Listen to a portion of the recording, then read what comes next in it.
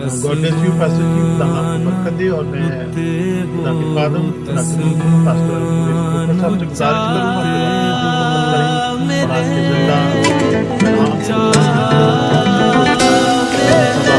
सुने और उससे कुछ सबक लेकर थैंक यू पास्टर अशरफ जान, मैं खुदा का शुक्रगुजार हूँ आज की इस खूबसूरत परस्तिश के लिए।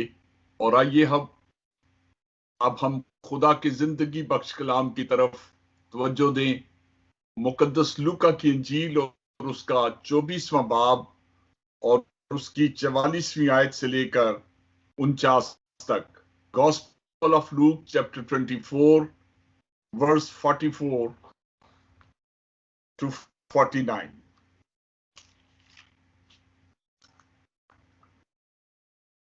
फिर उसने उनसे कहा, ये मेरी वो बातें हैं जो मैंने तुमसे उस वक्त कही थी जब तुम्हारे साथ था, कि जरूर है कि जितनी बातें मूसा की तौरेत और नबियों के सहीफों और जबूर में मेरी बाबत लिखी हैं पूरी हों। फिर उसने उनका ज़हन खोला ताकि किताब मुकद्दस को समझे और उनसे कहा, यूं लिखा है, ये मसीह दुख उठाएगा और तीसरे दिन मुर्दों में से जी उठेगा और यरूशलेम से शुरू करके सब कौमों में तौबा और गुनाहों की माफी की मुनादी उसके नाम से की जाएगी। तुम इन बातों के गवाह हो। और देखो, जिसका मेरे बाप ने वादा किया है, मैं उसको तुम पर नाजिल करूंगा, लेकिन जब तक काल में बाला से तुमको कुव्वत का लिबास ना मिले, इस शहर में ठहरे रहो। खुदा के पाक कलाम के पढ़े जाने और सुने जाने पर खुदा की बरकत हो। आज खुदा के जिंदगी बख्श कलाम में से जो पैसेज हमने पढ़ा, इसका उन्वान है, मौजू है, रूहुल कुद्स की कुव्वत या इख्तियार, power of the Holy Spirit. मुकद्दस लूका अपनी इंजील के इख्तिताम पर इस सारे पैराग्राफ को इन अल्फाज से कलमबंद करते हैं। सलीबी मौत का दुख सहने से पहले ये बातें कही गई थी और अब जी उठने के बाद उनकी याद दहानी करवाई जा रही है, जो कि 44वीं आयत में ये कहा कि ये मेरी वो बातें हैं जो मैंने तुमसे उस वक्त कही थी जब तुम्हारे साथ। जितनी बातें मूसा की तौरेत, नबियों के सहीफों, जबूर में मेरी बाबत लिखी हैं पूरी हो। और हम देखते हैं कि ये सारी बातें गोया मसीह के लिए जितनी नबूवतें पुराने अहदनामा में थी, तौरेत में थी, सहीफों में थी, जबूर में थी, कि वो एक कंवारी हामला होगी जिस शहर में उसकी पैदाइश थी। दुनिया में बहुत सारे मज़ाहिब हैं जिनके पास अंबिया है, रसूल, वली, उनके लीडर, लेकिन ना तो बुद्धा के लिए ना किसी और के लिए ऐसी तफसील सदियों पहले कही गई जैसी मेरे और आपके मुनज्जी के लिए। जितनी बातें मूसा की तौरेत, नबियों के सहीफों और जबूर में मेरी बाबत लिखी हैं पूरी। अब एक और वादा जो 49वीं आयत में है, और देखो, जिसका मेरे बाप ने वादा किया है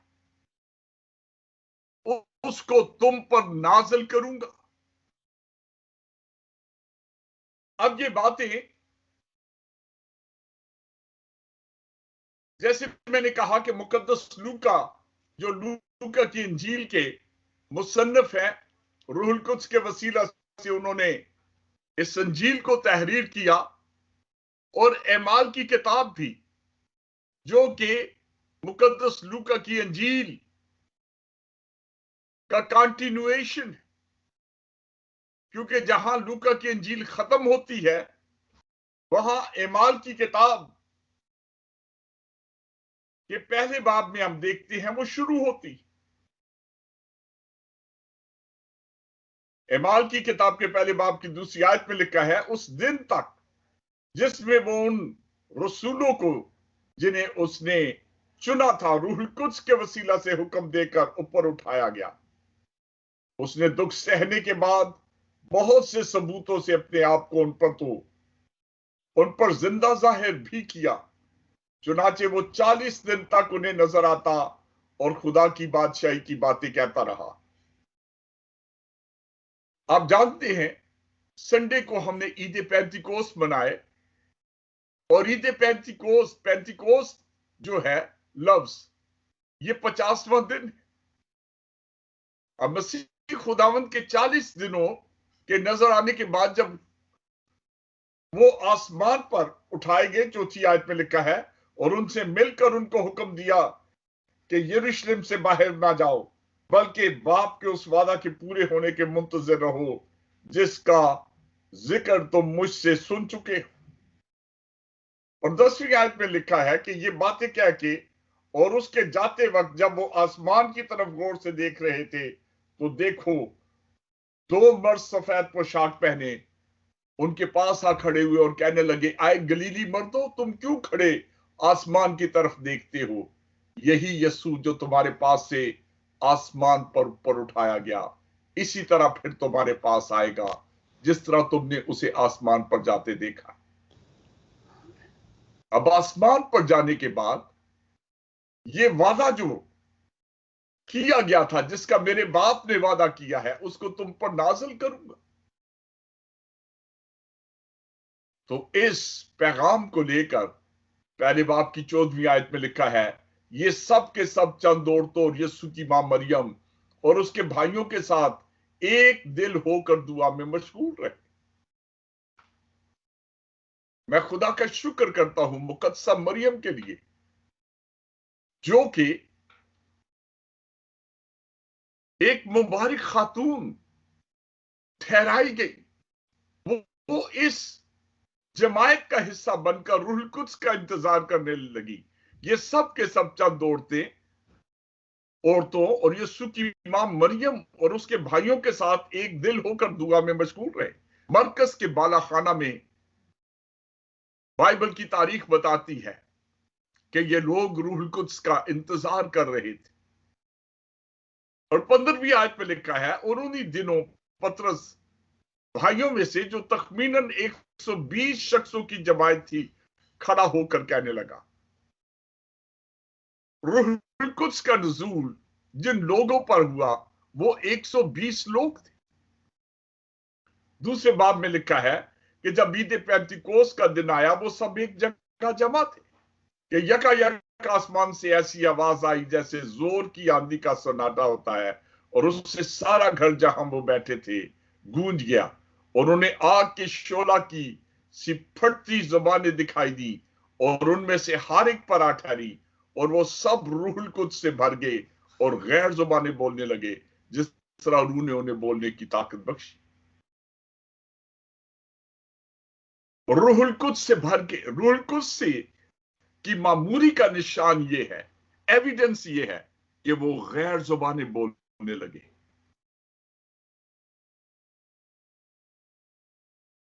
आज मैं आपसे ये कहना चाहता हूं कि कलाम बताता है कि रूहुल कुद्स नहीं बोलता इंसान, लेकिन वो रूहुल कुद्स से भर गए और गैर जुबानें बोलने लगे जैसे रूह ने उन्हें बोलने की ताकत बख्शी। रूह बोलने की ताकत बख्शता। रूहुल कुद्स एक कुव्वत है, और पुराने अहदनामा में भी हम इसका इजहार देखते हैं, लेकिन नए अहदनामा में रूहुल कुद्स का नुज़ूल जो है वो इस बात के लिए है। माल पहले बाब की 4 आयत हमने पढ़ी, 5वीं आयत में लिखा है, क्योंकि यूहन्ना ने तो पानी से बपतिस्मा दिया, मगर थोड़े दिनों के बाद रूहुल कुद्स से बपतिस्मा पाओगे। और इस बपतिस्मे के दिए जाने का मकसद क्या था? 8वीं आयत, जब रूहुल कुद्स तुम पर नाज़िल होगा तो तुम कुव्वत पाओगे और यरूशलेम और तमाम यहूदिया और सामरिया में, बल्कि जमीन की इंतहा तक मेरे गवाह होगे। और ये कहकर वो उनके देखते देखते ऊपर उठा लिया गया।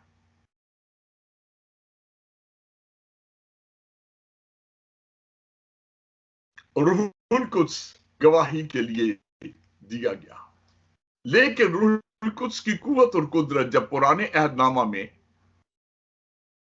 दाऊद पर जिस तरह खुदा का रूह आया, तो सैमुएल की किताब के 17 बाब और उसकी 34 और 36 आयत में लिखा है कि जब लोग जाति जूलियत से डर रहे थे, साउल बादशाह और उसकी आर्मी में जितने लोग थे, कोई सामने नहीं आ रहा था, तो दाऊद जब आया तो साउल खुद हैरान था कि ये लड़का क्या करेगा। दाऊद ने साउल को बताया, तेरा खादम अपने बाप की भेड़ बकरियां चराता था, जब कभी कोई शेर या रीछ आकर झुंड में कोई बर्रा उठा ले जाता, तेरे खादम ने शेर को रीछ दोनों को मारा। और ये फिलिस्ती कौन हो सकता होता? जब वो दिलेर बनकर रब्बुल फाज का नाम लेकर गया, तो हम देखते हैं कि उसने जाति जूलियत को जेर कर लिया। लेकिन बात यहां पे खत्म नहीं होती।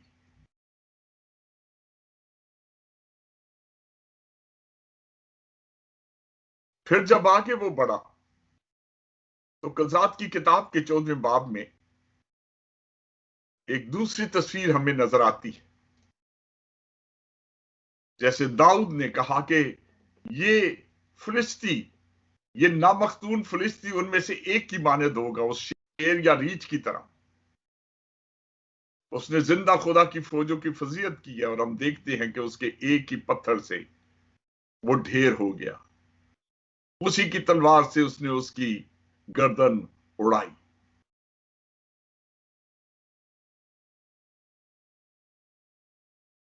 कज़ात 4 में हम देखते हैं कि समसून, तब खुदाम की रूह उस पर जोर से नाज़िल हुई और उसने उस शेर को बकरी के बच्चे की तरह चीर डाला, गोया उसके हाथ में कुछ ना था।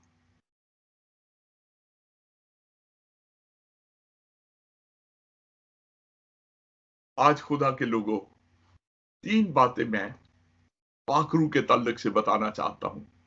रूहुल कुद्स का वादा जो कलाम में किया गया, मसीह खुदावंद ने आसमान पर जाने से पहले यूहन्ना की इंजील में इसकी तालीम दी। यूहन्ना की इंजील उसके 14वें बाब की 26वीं आयत में लिखा है, लेकिन मददगार यानी रूहुल कुद्स जिसे बाप मेरे नाम से भेजेगा, वो ही तुम्हें सब बातें सिखाएगा, जो कुछ मैंने तुमसे कहा वो तुम्हें याद दिलाएगा। रूहुल कुद्स से एक उस्ताद जो मुझे और आपको आज भी जो सीखना चाहते हैं, रूह के ताबे हूं। रूहुल कुद्स आपको सिखाएगा, आपको तालीम देगा।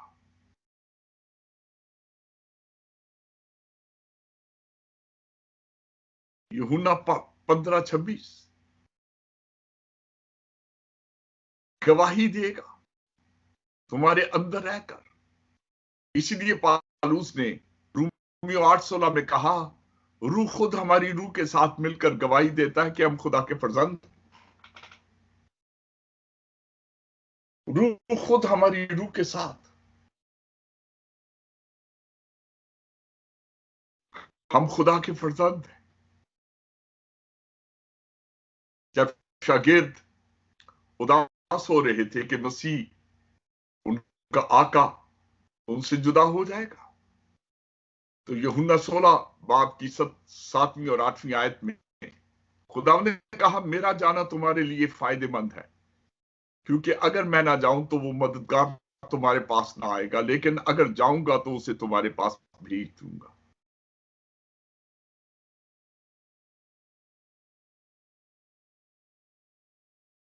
तीसरा हवाला यूहन्ना 16 बाब और उसकी 13वीं और 14वीं आयत। लेकिन जब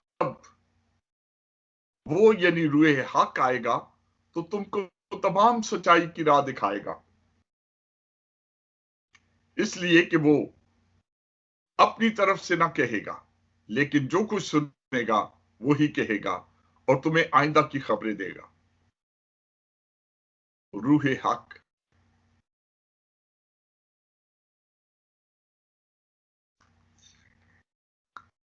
रोमियो 8 बाब और उसकी 11वीं आयत। अगर उसी का रूह तुम में बसा हुआ है, जिसने यीशु को मुर्दों में से जलाया, तो जिसने मसीह यीशु को मुर्दों में से जलाया, वो तुम्हारे फानी बदनों को भी अपने उस रूह के वसीला से जिंदा करेगा जो तुम में बसा हुआ है। खुदा के लोगों, ये बात साबित करती है कि मसीह खुदा ने इस रूह कुद्स को, आज दुनिया के पास ये उम्मीद नहीं, लेकिन ईमानदारों के पास ये रूह जिंदा करेगा आखिरी दिन। दूसरा पॉइंट, रूह कुद्स का बपतिस्मा, the baptism in the Holy Spirit. मसीह खुदा उनके पेशरो यूहन्ना बपतिस्मा देने वाले ने अपनी मुनादी में वाज़ेह किया। जॉन द बैप्टिस्ट ने मैथ्यू 3:11, मत्ती 3:11 में कहा, मैं तो तुमको तौबा के लिए पानी से बपतिस्मा देता हूं, लेकिन जो मेरे बाद आता है वो मुझसे जोरावर है, मैं उसकी जूतियां उठाने के लायक नहीं। वो तुम्हें रूह कुद्स और आग से बपतिस्मा देगा।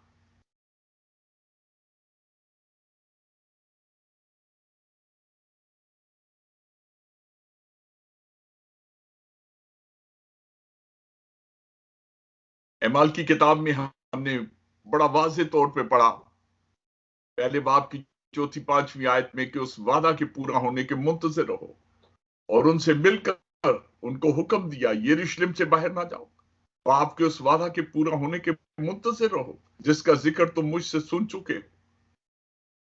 5वीं आयत, क्योंकि यूहन्ना ने तो पानी से बपतिस्मा दिया, मगर तुम थोड़े दिनों के बाद रूह कुद्स से बपतिस्मा पाओगे। और हम देखते हैं कि एमाल 2 में ईद पेंतिकोस के दिन वो सब रूह कुद्स से भर गए, गैर ज़बानें बोलने लगे। अक्सर लोगों को यह भी गलतफहमी है कि रूह कुद्स जो उस वक्त नाज़िल हुआ बस खत्म हो गया।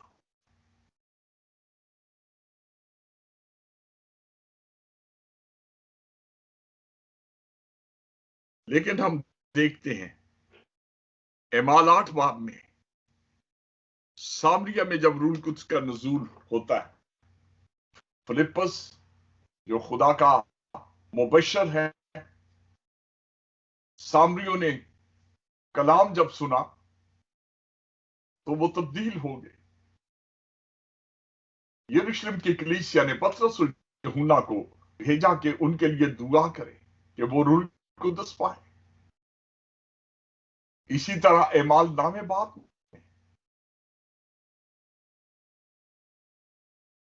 हम देखते हैं कि किस तरह से पालूस रसूल दमिश्क की राह पर खुदावंद का दीदार उसे मिला और वो तब्दील हो गया। तो हनन्याह नाम एक शागिर्द के पास भेजा गया। वो उस वक्त तक उसका नाम साउल था, और लिखा है कि साउल पर हाथ रखता है कि वो बेनाई पाए और रूह कुद्स से भर जाए।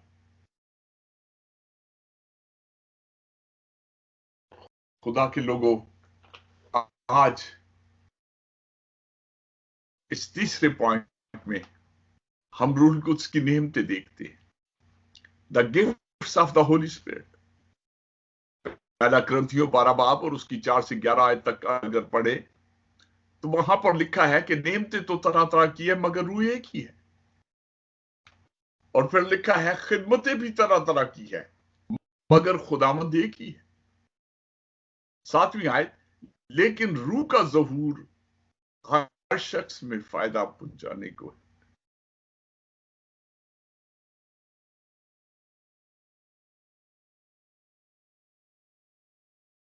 नेमतें तो तरह तरह की है, रूह एक ही है, खिदमतें भी तरह तरह की। अब रोमियो 12 बाब में लिखा है कि जिस तरह हमारे एक बदन के बहुत से एज़ा हैं और तमाम अज़ा का काम यकसा नहीं, मुख्तलिफ नेमतें हैं। 6ठी आयत में लिखा है, चूंकि उस तौफीक के मुवाफिक जो हमको दी गई हमें तरह तरह की नेमतें मिली, इसलिए जिसको नबूवत मिली हो वो ईमान के अंदाजा के मुवाफिक नबूवत करे, खिदमत मिली हो तो खिदमत करे, अगर कोई मौलम हो तो तालीम में मशगूल रहे। आज सवाल है, कौन सी नेमत खुदा ने मुझे दी है? इफिसियों 4 बाब की 11वीं आयत में कलीसिया को ऐसे लोग जिनको खुदा ने गिफ्ट दिए हैं बख्श दिए हैं। और इफिसियों 4:11 से 13 तक पढ़े तो लिखा है, उसने बास को रसूल, बास को नबी, बास को मुबशर, बास को चरवाहा,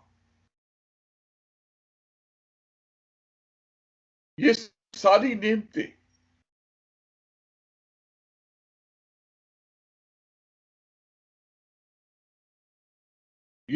नेमतें और खिदमतें इसलिए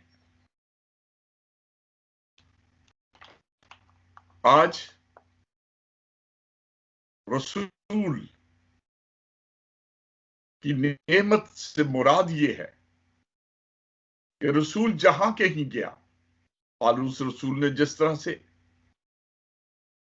खिदमत की, हम देखते हैं कि कलीसियाएं तामीर हुई, चर्च प्लांटिंग थी। मुबशर, इमाल 11 बाब 27 से 29 तक,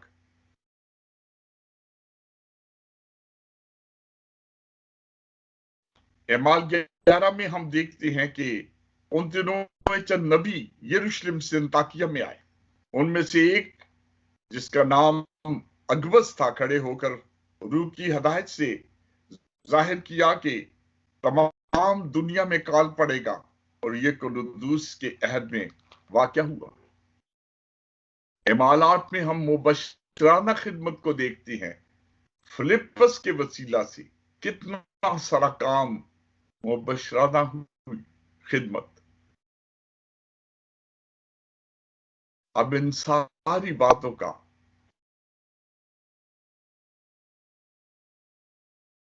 हासिल कलाम ये है,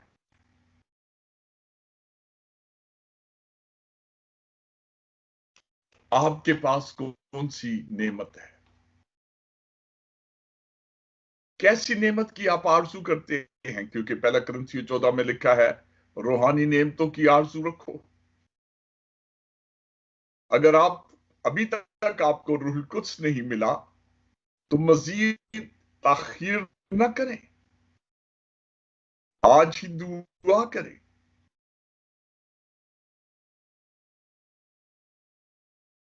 खुदावंद आपको रूहुल कुद्स से मामूर करे। God bless you all. Over to Pastor John. शुक्रिया pastor ji, God bless you. खुदावंद आपको बरकत दे और अपने नाम काम के लिए इस्तेमाल करे, और दुनिया भर में आप बहुत सभी लोगों को खुदा उनकी पाक हुजूरी में लाने का सबब बने। हम सब मिलकर आपके लिए दुआ गुआएं और खुदावंद आपको हमेशा अपनी हिफाजत पनाह में रखे। कलाम की शुक्रगुजारी की जाएगी और आपके लिए दुआ की जाएगी। मैं गुजारिश करूंगा ब्रदर सैम बशीर से कि आज के जिंदा कलाम के लिए खुदा की शुक्रगुजारी करेंगे और खुदा के खादम के लिए और ज़्यादा बरकत को, सेहत, तंदुरुस्ती, उम्र की दराज़ी को मांगेंगे। ब्रदर सैम बशीर के साथ मिलकर दुआ करेंगे। जी पास्टर जी।